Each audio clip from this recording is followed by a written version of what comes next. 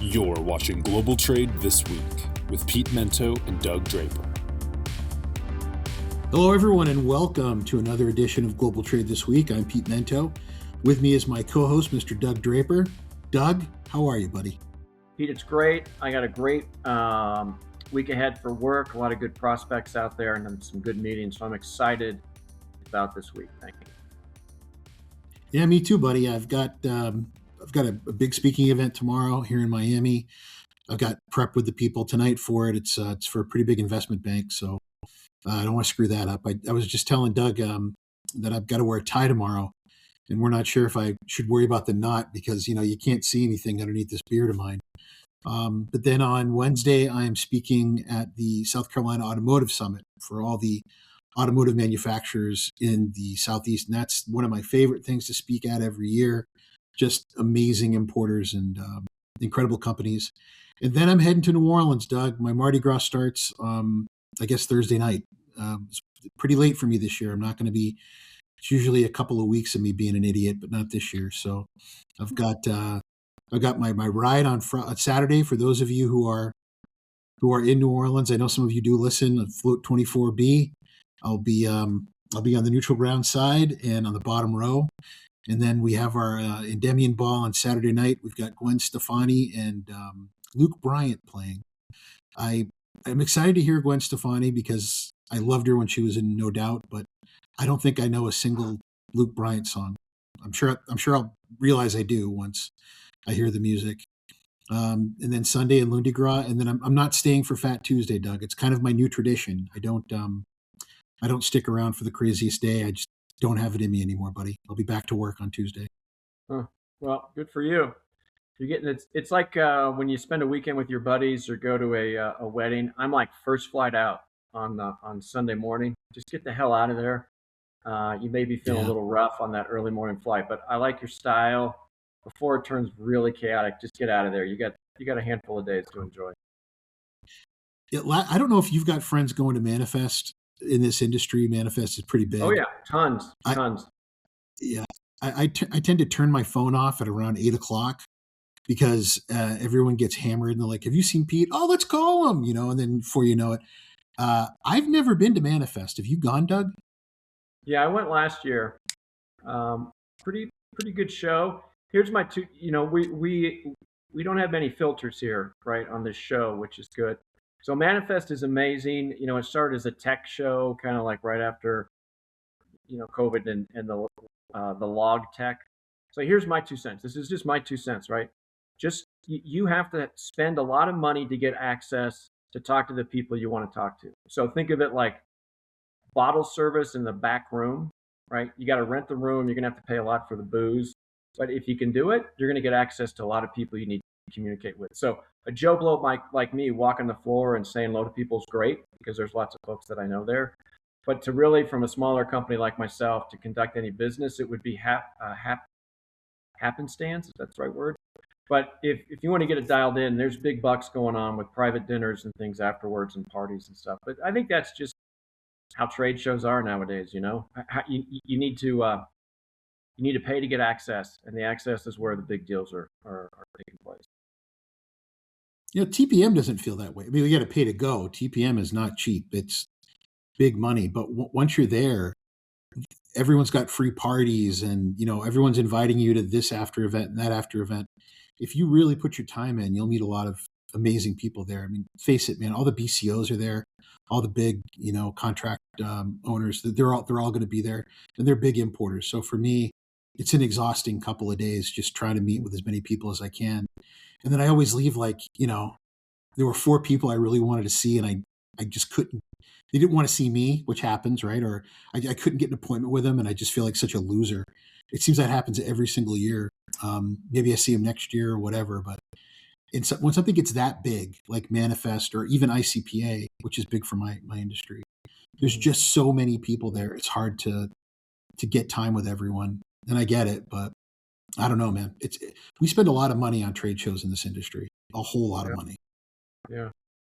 Anyway, well, maybe nobody's inviting me to these things, and that's why I have that perspective on it. So anybody for next year, I'll go next year for sure. I guess it's where all the cool kids hang out on the first weekend after Super Bowl.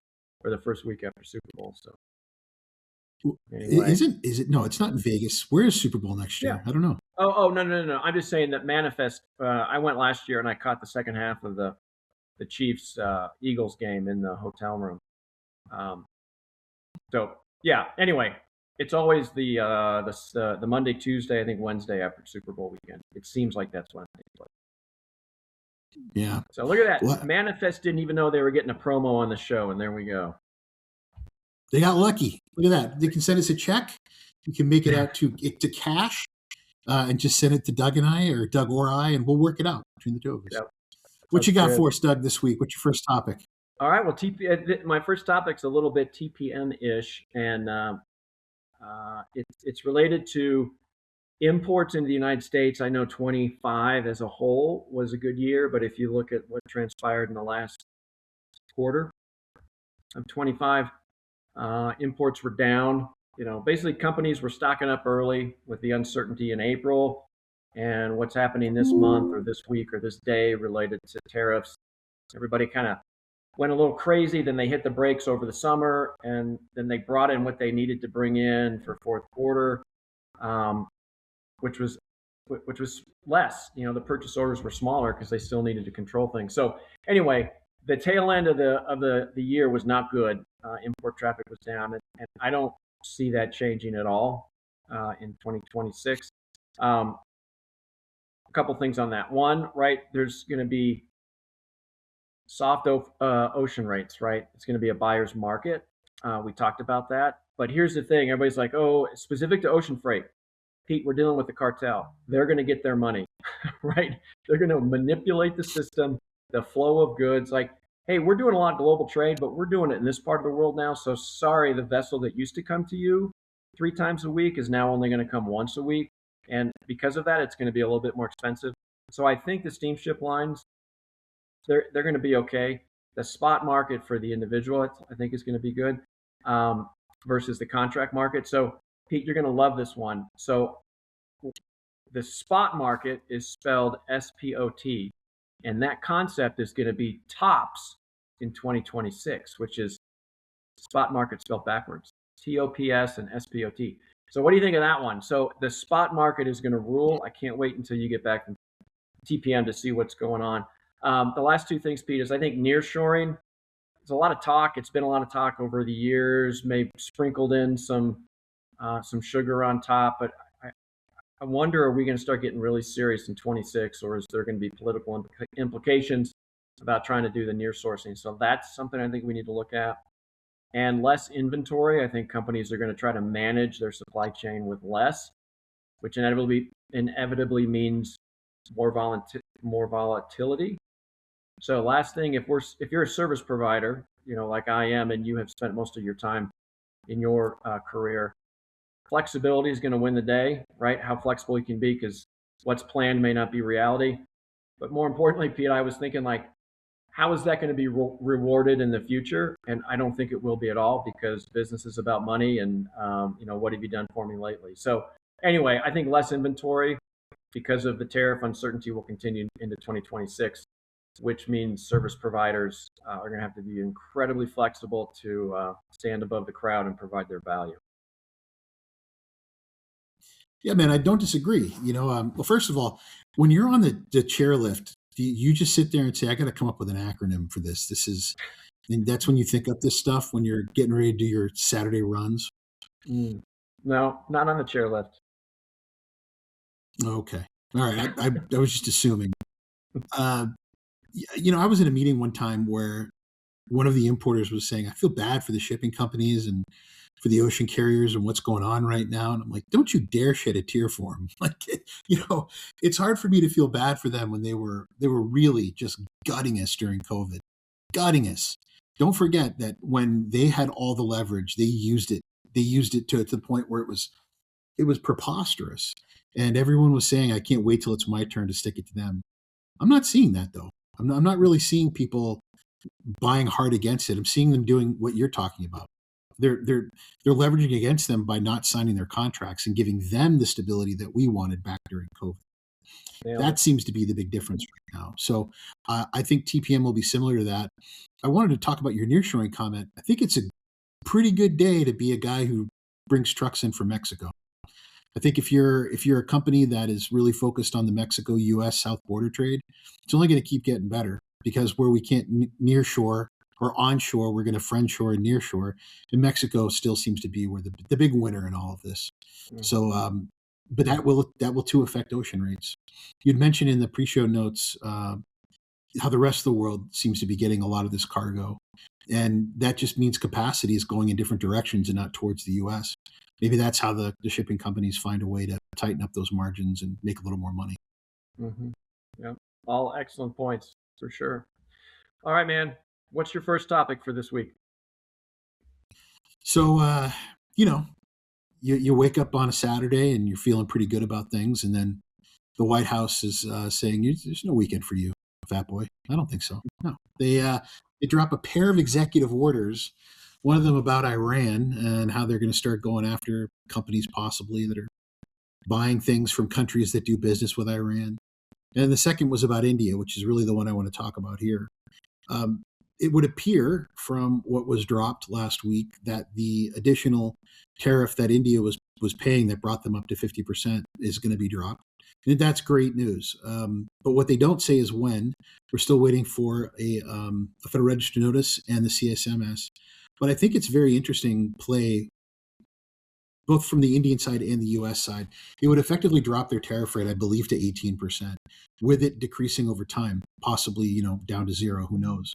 But this is a great relief for people who had moved so much production into India. It did a lot of damage in the meantime. But really, what I want everyone to walk away from is, if there was any question that geopolitical policy is now being driven by trade decisions, or vice versa, this was certainly a great indication of it. We were in a position as a country to try to hammer something out with India, which would have been great for American importers and wonderful for Indian exporters. We instead used it to make a point about geopolitical issues, mostly in Ukraine, and what India could do to help us solve that. And there's questions as to whether or not that was their problem to solve. That's how India feels. So is there enough oil around the world for India to buy now that they're not going to be buying it from Russia? I don't know. The Venezuela issue, do we have enough crude coming out of Venezuela? Is it the right type of crude to help to make up the difference for our friends in India? I don't know that either, but I don't believe in I don't believe in coincidences. So the fact that we are suddenly sitting on a giant pile of oil would certainly help what we're trying to do with India right now. And I would imagine that all this is predicated on them buying more energy from the United States. Mm-hmm. Yeah. Well, the flat out answer to your question, in my opinion, is yeah, there's plenty of oil to be purchased across the world. It's a matter of how expensive is it going to be, and what's the cost to get it there, right? I checked before we jumped on that most of the oil that comes from Russia is through tankers. So it's not like the infrastructure is going to be overloaded. That was one thing I was thinking of. So the delivery means is still going to be the same, regardless of where you're purchasing it. But that crude could be coming from a farther distance, right? And obviously there's costs involved with that. So I'm not worried, not me personally, but there's plenty of oil to be had, right? It's just going to be more expensive. It's like driving down the street and like, this gas station on the right has unleaded for $3.29, and this one over here has it for $3.49. What's the deal? Well, they're out, so I guess I got to go pay $3.49.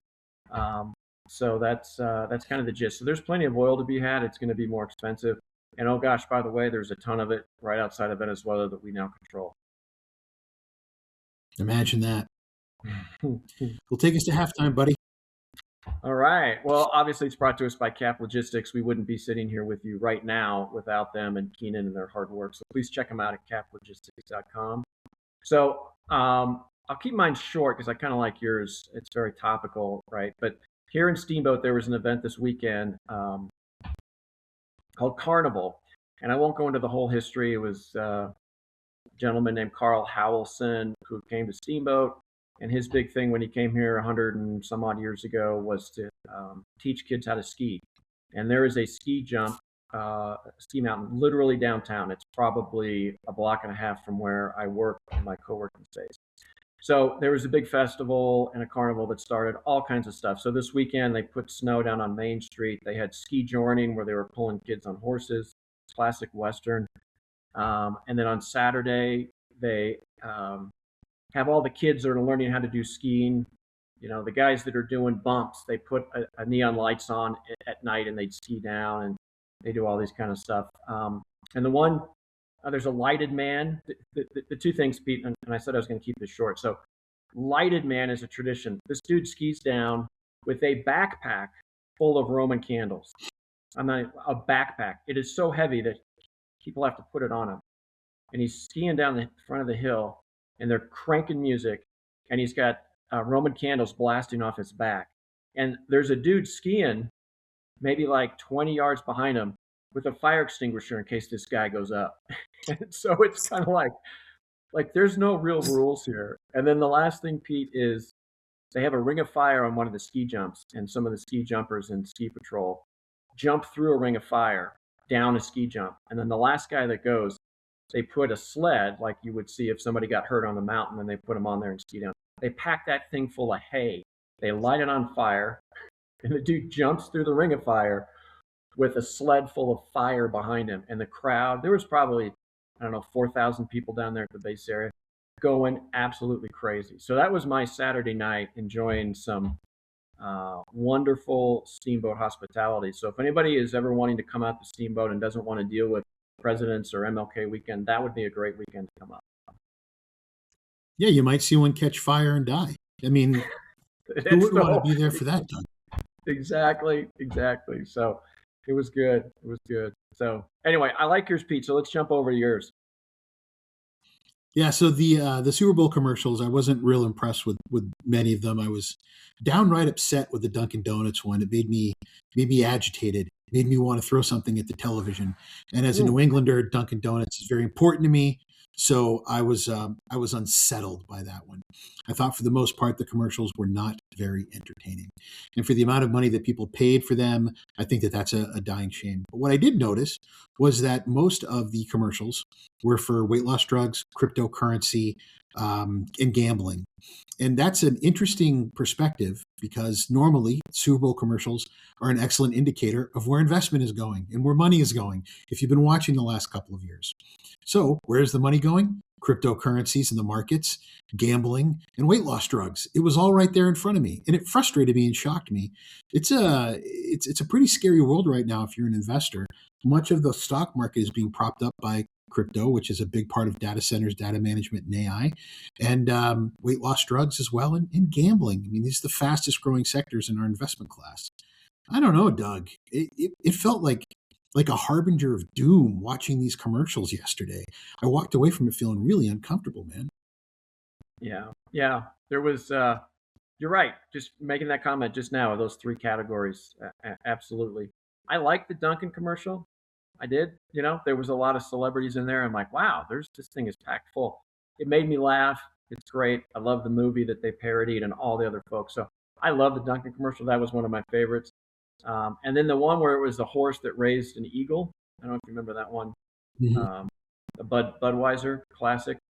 I like that one. But yeah, your point, more importantly to this topic right now, is those are the three big ones that came through, and you're like, man, is this who we are right now? Is this society? Yeah, fat gamblers that want to that don't just gamble on sports but on the economy at the same time. Yeah. I mean, I think I just described myself, as a matter of fact. Wow. Oh man, good deal. All right, Doug, what's your next topic, buddy? All right. So mine is not 100% global trade related, but it's a perspective that popped up. It's logistics related, which has global perspective. So TikTok, right, they're taking a page out of the Amazon playbook, and I would say it would be like the 2000s playbook, right? So they officially announced last week that starting February 25th, I believe, and by the end of March, so that's like 30 days, you have to be compliant, is that they are going to be controlling the shipping for U.S. merchants. And they're going to have this thing called fulfillment by TikTok. Shocker, fulfillment by Amazon, fulfillment by TikTok. So basically, if you're selling on TikTok Shop, send your stuff to their DCs. I know one's in LA. I don't know where the other ones are, to be honest with you. Um, they'll do the fulfillment. And if you don't want to do that, that's cool, but you have to use our carriers, right? So then you have to go in and download one of their labels, FedEx, UPS, or other type of carriers they use. So now they're going to control the transportation. Um, or you can use something called TikTok Collect, which means they're using some consolidated service that they'll come in and pick it up. So they're trying to control the platform that you sell on, and they're trying to control the logistics and transportation around it. So I'm like, okay, well, how many people do you know that sell on TikTok Shop, and how sophisticated are those sellers? So the statistics that I got from Influencer Marketing Hub, right? Sometimes we don't reference where we found this stuff, but so most TikTok, they're like basic influencer based. They don't really have any understanding of it. They're the first time folks selling stuff online. And I was thinking it's like Groupon meets 6, 7, where things come in so quickly and then they're done, right? So it's not a very sophisticated market to horse your or tie your wagons to, so to speak. Less control means there's going to be more cost. If I was somewhat of a sophisticated TikTok seller, where do I put my inventory? Maybe these are concepts that people that sell on TikTok solely is irrelevant, right? I know a lot of established brands that is one channel in which they sell their product, and maybe they'll pull back and say, you know what, we're just going to wait till this thing shakes out. We're going to pull back and no longer sell on TikTok until we kind of shake all this out. But my whole point is TikTok seems to be morphing to the Amazon playbook. It's not the 2006 playbook of Amazon that we've talked about with their depth of services. But it'll be interesting to see how this impacts sellers. Oh, the last thing, Pete, there's only about 275 active sellers on TikTok Shop. They have like 1 million people that have signed up. It's kind of like being a real estate agent in your neighborhood, right? There's 10,000 real estate agents, and there's like 1% that actually sell real estate. So I don't know how much of an impact it's going to be, but more importantly, the topic to follow is what is TikTok doing with their supply chain, their management, and their demands with how you interface with their platform. I've been thinking a lot about this since I saw the show notes. So, Doug, when you and I were kids many, many years ago, the big day for us as far as television viewing was probably Saturday morning. Was it the same for you with cartoons? Yeah. And on Saturday mornings, that is when most of the toy commercials were on as well, and things that were geared towards people of that age. And it was a decision made in the 70s. We're going to have them all here. This is going to be when we can charge the most for it, because this is when the kids will see it. And the world has changed. It's 2026 now, and kids are really consuming most of their content on YouTube, Instagram, TikTok. They're not watching television. So to me, this is just another way to vertically integrate the consumer to the brand name, but also control the rails, control the actual supply chain of how it gets to them. TikTok is not just showing people what they want to buy, they're making it available to them. And in many ways, they're influencing what they want to buy. And this goes back to my halftime. Are these the end days? Is this a harbinger of the end days? I mean, the fact that content provider is incentivizing the content creator, and then the products available in its advertising are being controlled by the actual content provider. That is crazy. I watch stuff on Amazon, on Prime, and now they have commercials because, stick it to the man, right? So now in the middle of watching a TV show, I get a commercial, and in the bottom corner, it'll say, click here to order on your Amazon. Yeah. I mean, they're that integrated. So in a person's downtime, we're being endlessly marketed to, and now they're saying, hey, make it real easy for you to get it. And if you've got something and want to get it in front of people's eyeballs, young people at least, that's probably the most dynamic way to do it. So hats off to all these companies that are doing it. I just makes me lament for the days when the only time I was being marketed to was between Super Friends and Hanna-Barbera. And a bowl of Trick cereal. Yeah, man. Fruit Loops or Apple Jacks. That was my favorite. All right. All good. All good. All right, my friend, bring us home. Last topic of the show. Oh, this is a tough one. So I've been auditing a lot in 30-something years of being a customs guy, and 25, 1996, so 30 years of being a customs house broker. I really didn't spend large amounts of time the past 15 years auditing. It wasn't something I did a lot of. Other people were doing that, but I've been auditing a lot and reviewing entries. I'm seeing so many mistakes, and the mistakes that I'm seeing are due to broker error. So the brokers have been in an awful situation going back to last April, where the information they were putting into entries was being put into a freeform data point. They were having to come up with the information. That information was changing constantly. And now that I'm reviewing how it was done, I'm finding it was done incorrectly a lot.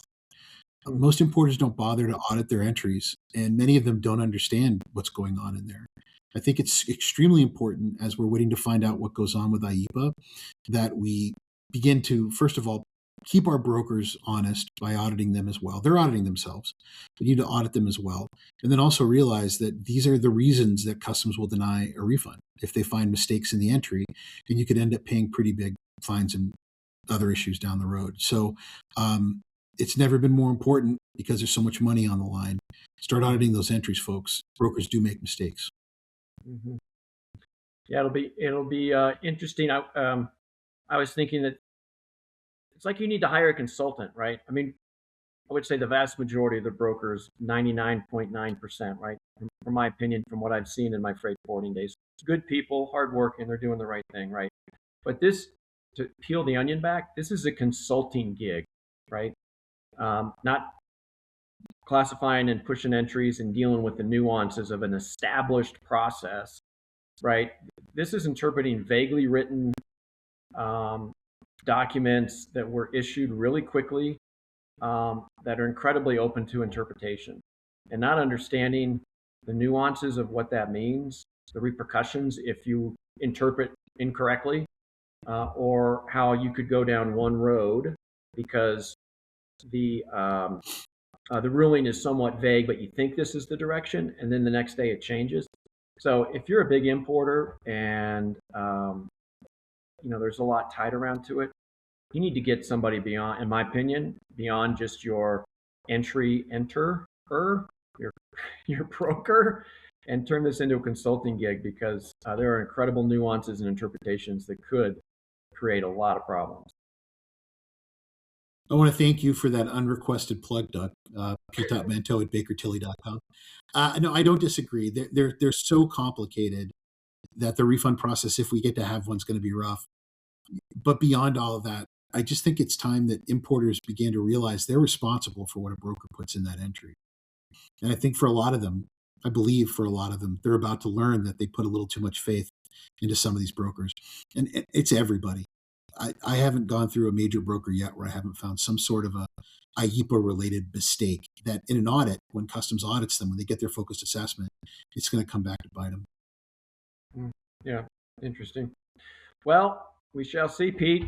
That wraps up our show for this week. Good luck tomorrow with your activities down there in Miami Beach, and that's it for the show. What? Sorry, I got distracted. There was a crazy bird that just flew out my window and hit it. So I apologize, Pete. If it's happening in global trade every single week, we're going to be talking about it right here on the show. We can't thank our listeners enough for participating. Please comment, give us your feedback on these topics. If you have topics that you want us to cover, kick them over there in LinkedIn and the places where this is posted. And thanks for listening to us again on Global Trade this week. Pete, we'll catch you next week. See you, buddy, next week. All Thanks. right, take care, everybody.